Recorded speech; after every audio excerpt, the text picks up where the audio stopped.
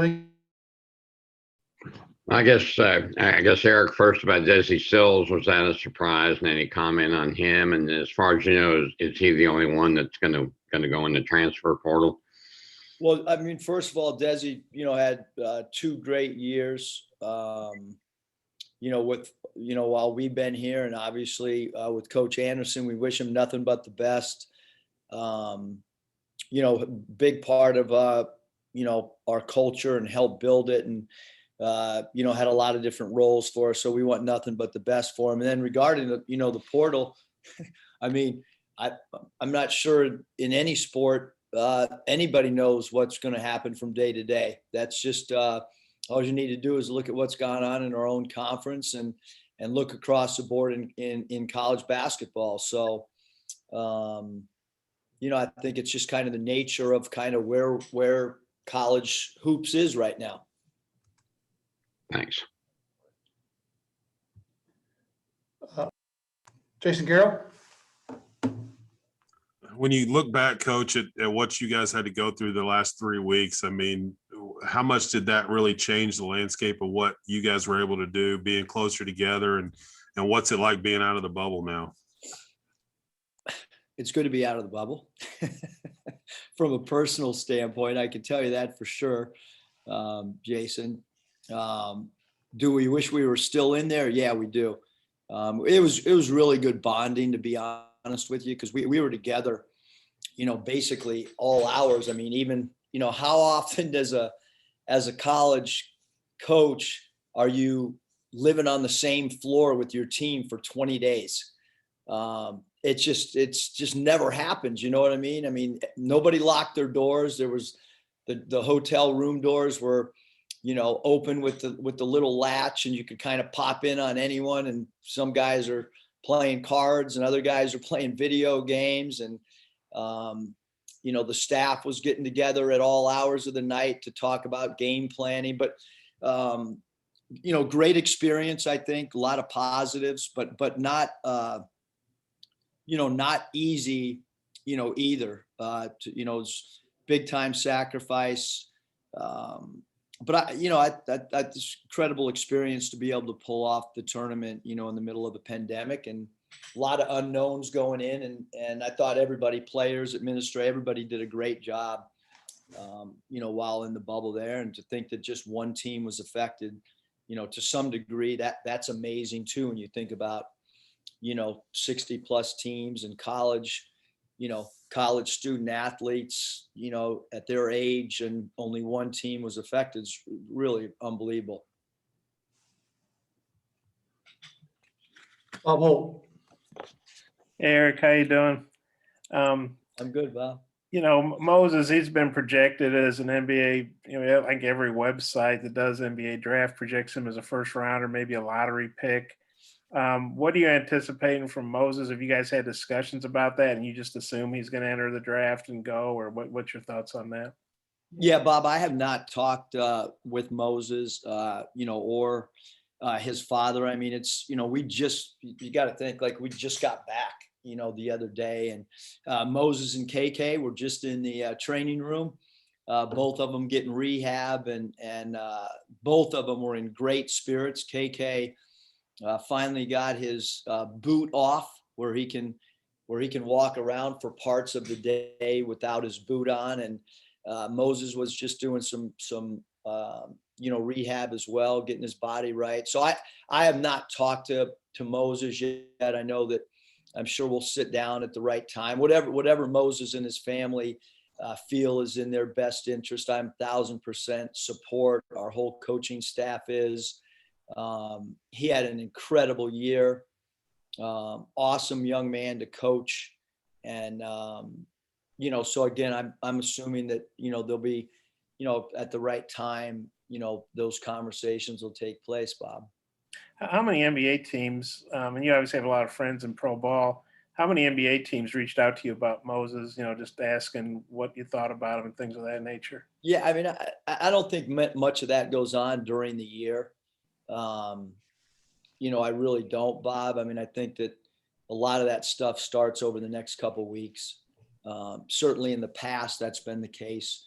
I'd have to gather up all the assistant coaches right now and get each of them to, find out. But I mean, we've been so focused on our own year that it wouldn't, do any good to say who hasn't.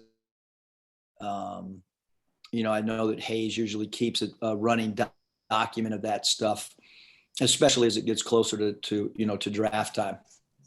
And I know during the year, you indicated the seniors probably were all going to be ready to move on after this year. But technically, they do have an extra year of eligibility. Has anything changed in that regard? Or you assume all the seniors are ready to move on? Yeah, I mean, maybe Bob, I just have a little bit different philosophy, but the three that were with us, they're all going to, move on. And I know for sure with Jalen and Justin, I mean, those guys and Vance, I'm going to assume all three are going to, go try to, get their pro careers started. And, I was fortunate to have that conversation with Jalen yesterday. Certainly, Justin did a great job, especially, towards the end of the season. I think he really, really helped himself a great deal. And then Vance, I know that he's had his name in the early entry draft process before, and having coached at the G League level and the NBA level and the European level, I mean, at some point you're going to start at a certain spot, and then your career is going to grow. And I think all those guys, I mean, it's time for them to go pursue their dreams of playing professional basketball. And so, are they coming back? Any of them? No. They're to my knowledge, that's the direction. And I would also encourage that, I mean, we'd love to have them all back selfishly, but look, if you're a European level player, it usually takes you 2 or 3 years to go from, let's say, second division in a country to top division. There's a time process, that a player has to, kind of grow his game again. And so, and it's the same thing if a player starts off in the G League and then he works his way up so, why not start that process now? That's to me, that's what's fair for our three seniors. I mean, they've done a great job academically, and they were graduates coming in, and it's time for them to probably go pursue their dreams. And if losing the seniors, obviously losing good players. If Moses goes in the draft, obviously you're losing a great player, but you still have, Devo back, Jalen, JD, a lot of good players back. And I know you've signed some good guys. I know you're going to bring in some other good guys. How do you feel about the core you have back, what you're adding, and then what you guys could be like again next year? Well, we got a lot of work ahead of us. We have some really, really incredible, pieces moving forward. You mentioned those guys, Bob. But just like last year, we added some, you think about last year at this time, adding the 4 freshmen and adding the 3 grad transfers. That was 7 pretty good players. And we're going to have to add to our roster now. I mean, it's we have some spots open, and we're going to recruit really, really hard. And I was a little bit late because we just got a commitment that we're overly excited about. If you guys can check Twitter, you can see, who just committed and signed, and he's going to be an incredible piece for us moving forward. I guess you can't comment on him specifically, right? No, I think I can actually. Okay, well, how about That's why I was late, Bob. I was trying to get the paperwork in to let you guys know. Okay, well, what can you say about your newest dog? Does anyone know who committed? Yeah, you got from Pitt, Pittsburgh right? transfer. Tony. Yeah, DC Tony is 6'6", 210. Averaged over 14 points in a really good conference, 6 rebounds a game. averaged 2.3 assists, 46% from the field. What I would consider a positionless basketball player. And if you look historically over, whether it was, at Nevada or here, those positionless players that can play 5 positions are so valuable. And that's what we think we're getting with DC. I'm ecstatic. We've been recruiting him throughout the entire NCAA tournament run, and it's been great to get to know he and his mom and dad, and I'm really excited. I really am. He's we needed a versatile guy, and he's going to be able to provide us so much because he can basically play any position on the floor. I got a couple more. I'll turn it back to Mike, and if you come back around to me, that'd be awesome. Thanks, Eric. Thanks, Bob. Scotty. I knew you guys were going to hit me with some tough questions, so we had to break some good news. Go ahead, Scotty.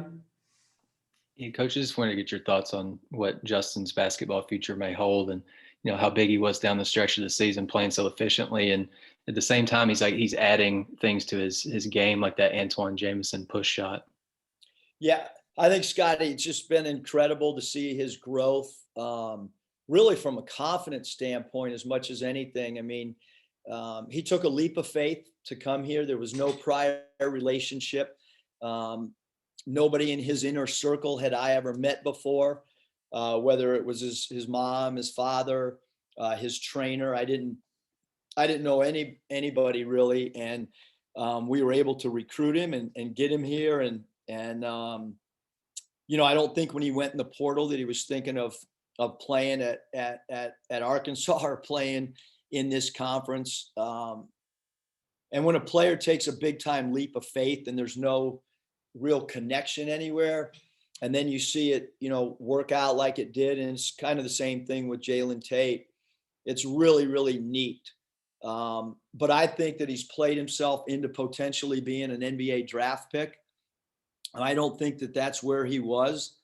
Well, I know he was not there a year ago, and we're just happy that he had the platform. And then I'm really proud of him. You mentioned the push shot. I mean, he added that as the season went along, and he had a heck of a year, and he was so outstanding down the stretch that I really think he's put himself in a good position to play at the next level.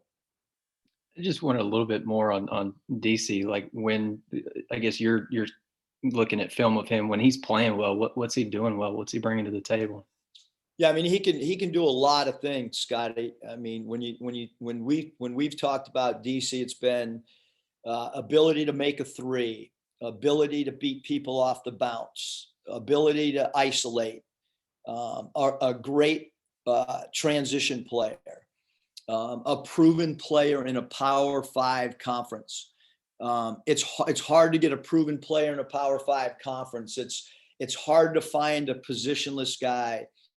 You look at the success of Mason Jones and Isaiah Joe, and I think this year Jalen Tate and Justin Smith, like those guys that are in that 6'5" to 6'8" range that can play multiple positions. I think it's a great fit for us, and I think it's going to be a really great fit for him as a player as well. Ty. Yeah, Eric, I know Bob talked to Hunter a little while ago about your contract situation. Is that something you let Jordan handle 100%, or are you involved in that process? Yeah, no, I'm involved. Hunter and I talked even today.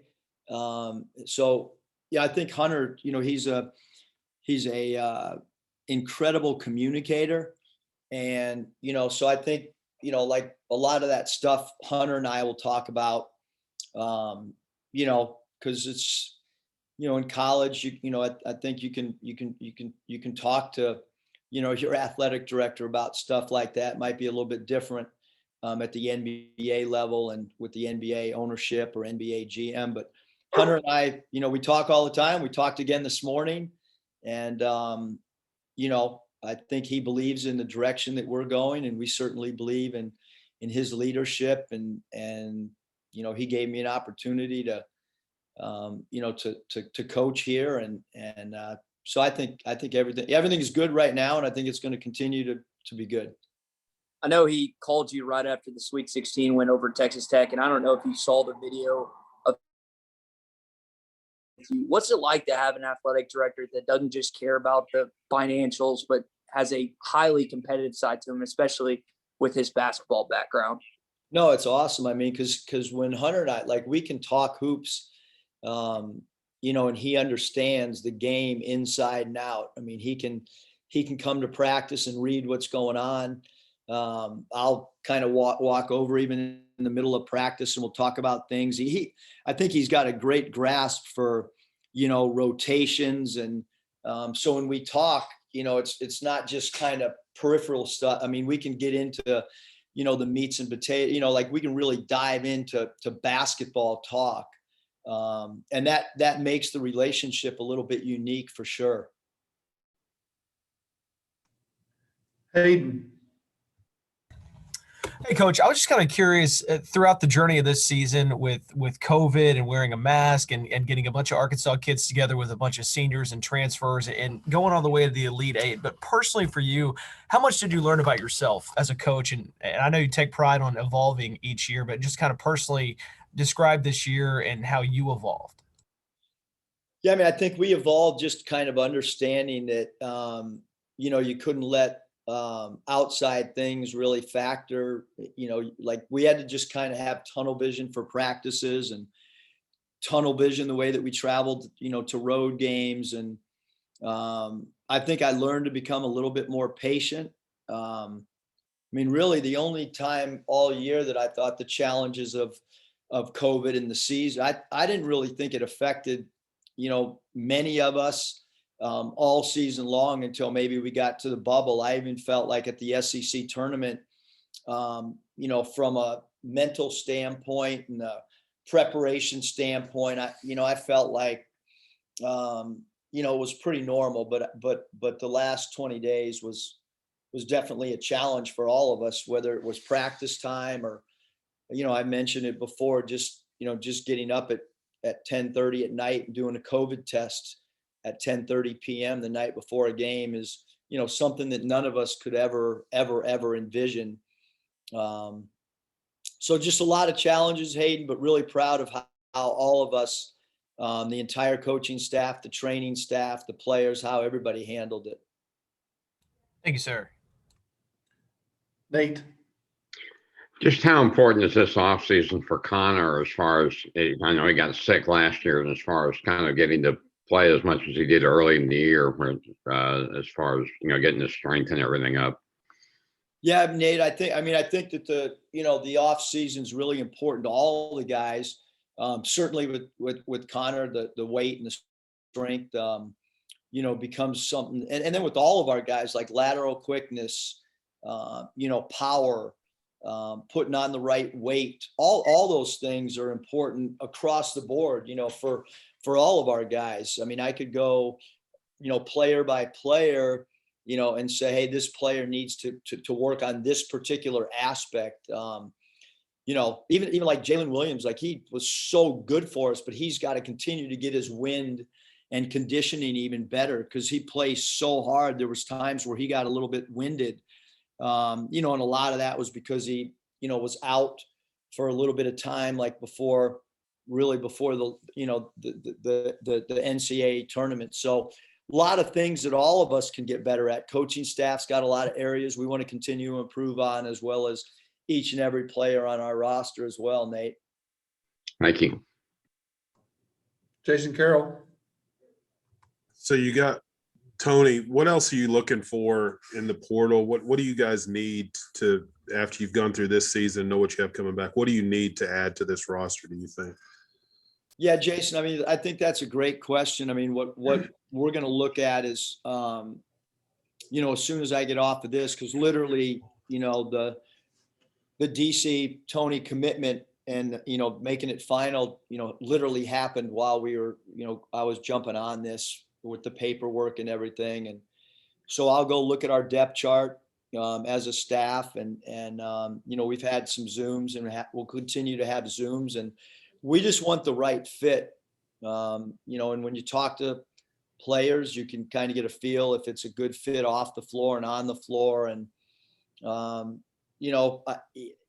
again, I think that, the player that's kind of plays that positionless basketball at times, seems to be a great fit for us. So we're just going to try to really, Jason, look for the guys that want to be here, and also the guys that fit both on the floor and off the floor.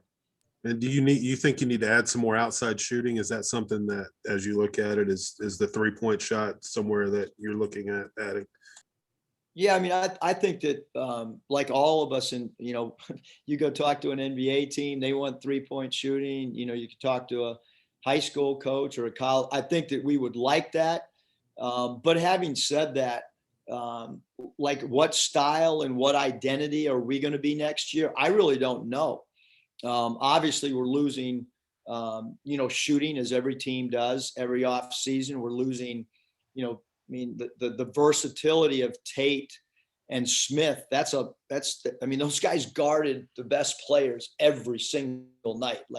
And then obviously Devo evolved to that, which is incredible to have a defensive stopper that is coming back. But for the bulk of the season, games 1 to the very end, Smith and Tate were our versatile defenders. So I think it's, I think maybe on the outside you can look and say, hey, add shooting, but in reality, we won a lot of games based on 2 guys being great defenders for us. And so I don't want to lose that either, Jason. And I think we added one of those today, which is why this commitment was so important. Kyle.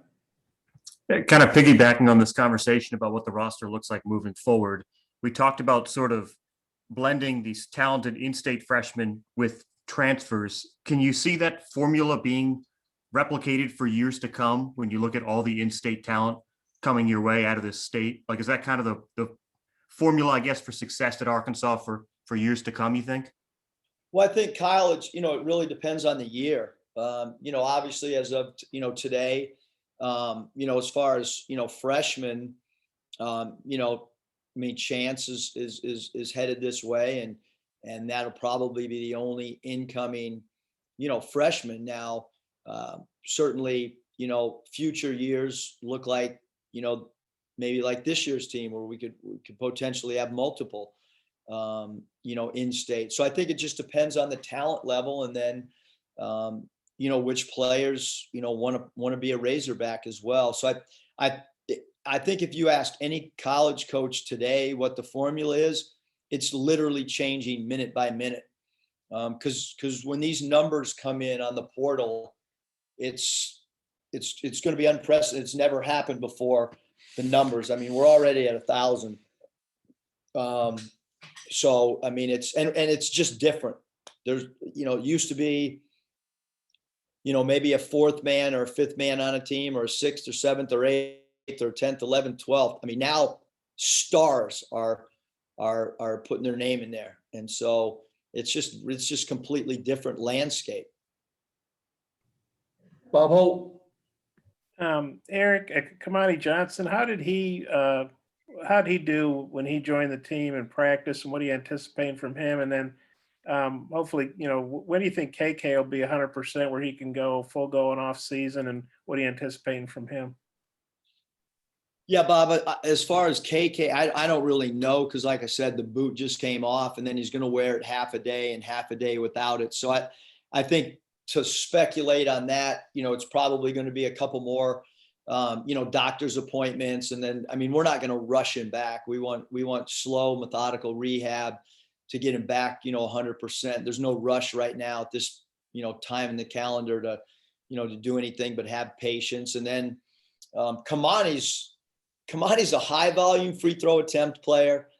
He, at times this year, I was like, yo, back off. Cause he's physical and I didn't want anybody to get hurt. Cause like when he goes to the rim, I mean, he's a physical dude who seeks contact. He's got a similar body frame as Justin, but he's got great strength and obviously you're going to be able to put him in situations where he can try to get your team in the early bonus quickly. We want to continue to work on his perimeter shooting, but he's going to be a tenacious rebounder and a guy that really, really puts a ton of pressure on the rim. Well, with KK, whenever he does get healthy, I mean, presumably by the fall at least, what do you anticipate he can bring? I mean, you got to see him play a little bit this year before he got hurt, but what do you think he can bring to the table next year? Yeah, I mean, he's confident. He's got great speed. He's a really good shooter. And, it's interesting when we went and back and he had a big time block on Max Asmus. It was a big time block. If anyone digs back and looks at that, and it was an on the ball guarding the guy, goes up for a shot, blocks it, which, at KK size, you're not anticipating that happening. But I think the big thing, let's just get him healthy. He's got great leadership. He's got a great voice. He now understands our verbiage and all that stuff as well. And with Connor, he had some really good moments for you. And then obviously, he didn't hardly play in the NCAA tournament. And I know, you can't mess around in those games and experiment, but what has Connor got to do specifically to maybe be in a situation where you feel better playing him more consistently in different situations? Yeah, I think, continue to add strength, continuing to add mobility, to continue to add weight. Certainly we all know about, Connor's ability to knock down three balls, but, I think he's getting down low and being a 7'3" player, utilizing his post up game. We've got to continue to work on Connor drawing fouls as well. The free throws attempted per minute's got to improve. But just with his size and his touch, scoring around the rim is going to, it's important for his development personally, and then also for the team as well. And, in the fall and the summer, I know you were optimistic because that's your nature, but, a lot of people were wondering if there could be a basketball season because, COVID, you're a football team, you lose 10 or 12 guys. Well, you can go on. It's not ideal, but you can go on. Basketball, you lose 10 or 12 guys, you're screwed. What did you think about the way you guys were able to, everybody, we had a basketball season. It was different, but we had one. We're having a tournament. We're going to crown a champion. Just how good do you feel about just, the way everybody was able to get through this? I think our whole athletic department, it's been incredible from a positive standpoint. For the most part, we've just been playing, and we haven't had any real hiccups as an athletic department, not just men's basketball, but I know for us, we only lost one game all year, and it was not due to the Razorbacks not being able to play. And you look at all the other sports on campus, I don't know if there's been a game missed on campus that was due to, the Razorback side of things. And I think that just gets back to our leadership as well. Well, in the portal, you're like the king of the portal, but like you said, there's over 1,000 guys in there. I read there's going to be maybe 1,400. I know you guys want to do your due diligence and homework, but how do you decide? I know you don't contact 1,000 guys, but how do you decide, sort of whittle it down? Here's who we want to go after. And how challenging is that, even for a staff as dedicated as you guys are to that? Really challenging, Bob. My wife was not happy last night at all. I was on the phone until about 12:30 last night, and I got up at 5 this morning. It's hard. I'm not gonna lie to you. We landed here, let's say roughly got back to the office at 11, and we did 3 Zooms that night. The first night back after being away from our families, but I don't really control the timeline of how this goes, and neither does our staff. So people are going into the portal much earlier this year. than they have in the past. And, don't believe everything you read about the portal and who Arkansas is interested in. There's a difference between making a phone call and interest. There's a strategy behind it. Some players might get a call and there might not be real interest. It just might be an inquiry or a smokescreen or whatever you want to call it. And then, but the evaluation part is really the most important part, especially with this many guys. You've got to clearly identify what your team needs and clearly identify what a player can do. And then we have statistical formulas that we've created, not any outside company, we've created internally from the last 6 years that we continue to build on, where we plug a player from one conference in, and then how do we project them as an SEC player? And we had that down really well in the Mountain West. And now we feel after the last couple of years that same formula can help us moving forward in the SEC. So film work, phone work, Zooms, and then that kind of weeds itself out, both ways. I mean, some players, might not be confident in their own ability and might, this might not be the place for them. And then there's other players that are competitors and want to be here and want to try to play at a high level. So there's a lot of different factors that go into the transfer portal for sure. I've got one more, if you could bear with me. I know how much you love it. Hunter's made no secret of the fact that, he's going to do a new contract for you, and he talks to your agent all the time, talks to you all the time. How confident are you that you're going to be presented with a deal that you're going to be very happy with and is going to make you want to stay here for the long term? Yeah, I mean, I don't think there's been any, hesitation at all from my end or from Hunter's end or, my bosses, I have two bosses, Hunter and Danielle. And, I think that, both of my bosses feel strongly about, the same thing as I do, which is, we have something, really cool going right now. We've established, a culture. I think that not only have we established a culture, but nationally right now, when we pick up the phone, recruits understand that we were just in an Elite Eight. That's elite company. We finished the regular season. We were a top 10 team in the country. I think it was, ranked 8th in the country. And so there's a lot of really good momentum. And so we want to just continue to build on what has been created, thus far over the last 24 months. Okay, thanks. So I'm confident. Do what? I said I'm confident something will be good. Okay, good deal. I'm too old to keep doing coaching searches, man. Jason Carroll, final question, please. Hey, Coach, I wonder what the ride was like for you guys with the fans, 4 to 5 times Arkansas fans over your opponents while you were in Indianapolis, and seeing the state come together. And I know you knew what the fans were like because of the games at Bud Walton Arena, even if it was limited crowds. What was that like to see the fan base, be a part of the fan base, celebrate with them during that run, and then know everybody back here was on your bus kind of going along with you guys? No, Jason, it was incredible. Everybody, our players felt it. It's weird because it really wasn't a true, experience, because those hotels are usually popping with fans and the band and cheer and we were missing all that. But then it was really weird. Like when we, got our police escort to practice or the games, you would see Razorback fans walking around. Certainly by our buses, a lot of enthusiasm. I guess maybe sometimes too much of enthusiasm for the higher ups. Worried about if we were getting too close to our fans but great passion in Indianapolis.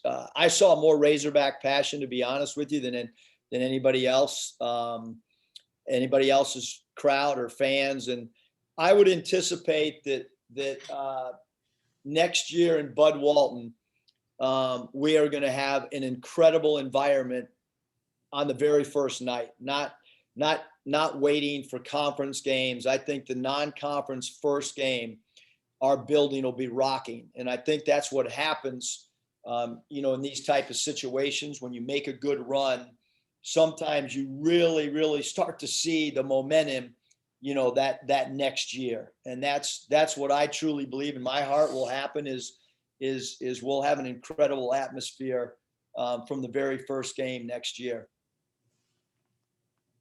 Okay, Coach, appreciate your time. Thank you very much. Thanks, Hey. Coach.